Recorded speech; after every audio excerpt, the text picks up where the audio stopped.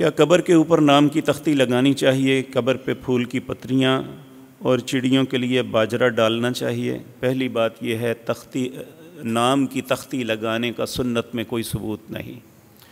ان کے لیے سب سے بڑے پھول یہ ہیں کہ آپ ان کی مغفرت کے لیے اللہ سے دعا مانگا کریں۔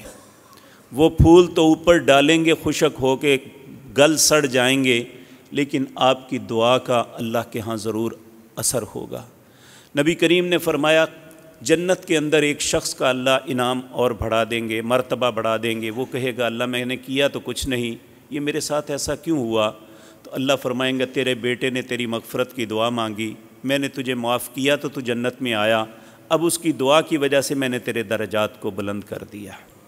تو اس لیے سب سے بہترین بات دعا ہے۔ چڑیوں کو باجرہ ڈالنا، دیکھیں ان جانوروں کا رزق اللہ نے زمین پہ بکھیرا ہوا ہے۔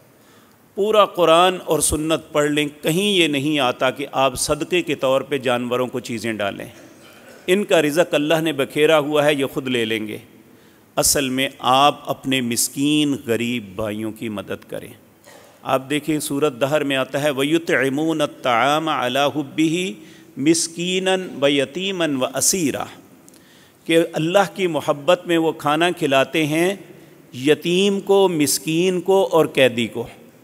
تو اس لیے یہ کام جانوروں کے ساتھ نہیں، انسانوں کے ساتھ